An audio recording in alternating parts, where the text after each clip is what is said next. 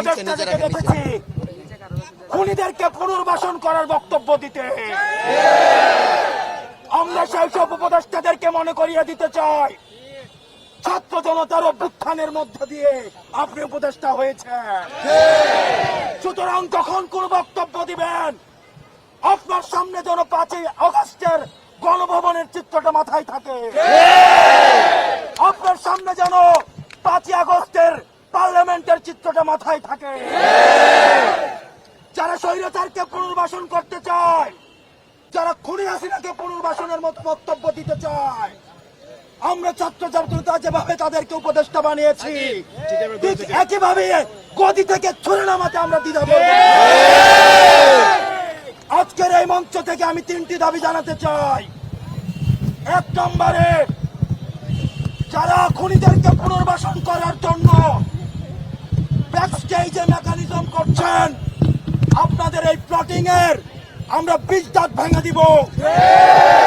এবং আমরা বলতে চাই, আমরা সচেতন করে দিতে চাই উপদেষ্টাদের, আপনারা সচেতন হয়ে যান, আপনাদেরকে ছাত্র জনতা প্রতিহত করবে।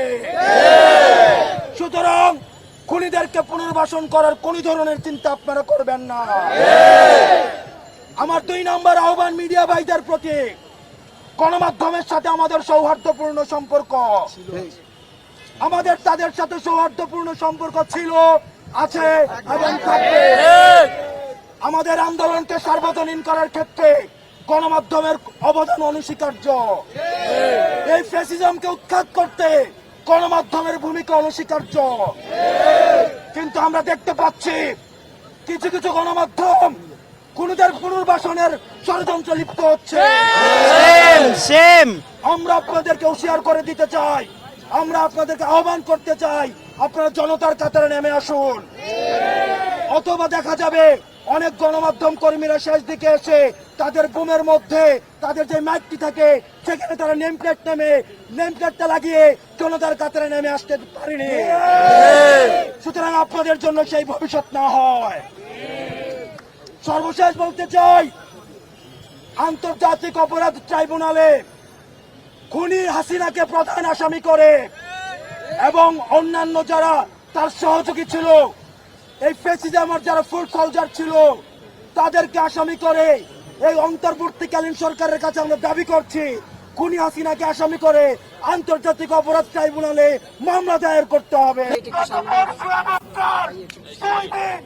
আপনাদের অক্লান্ত পরিশ্রমে আমরা দেখছি, আমরা তন্ত্রের বিভিন্ন পর্যায়ে কিছু ওইখানে দেন ধরো হায়না এবং শকুনরা কু করার চিন্তা করছে। আমরা জানিয়ে দিতে চাই, বাংলাদেশের ছাত্র নাগরিক যখন এক হয়েছে, তখন আপনাদের এসব কুকুরের মতো লেজ গুটিয়ে পালাবে।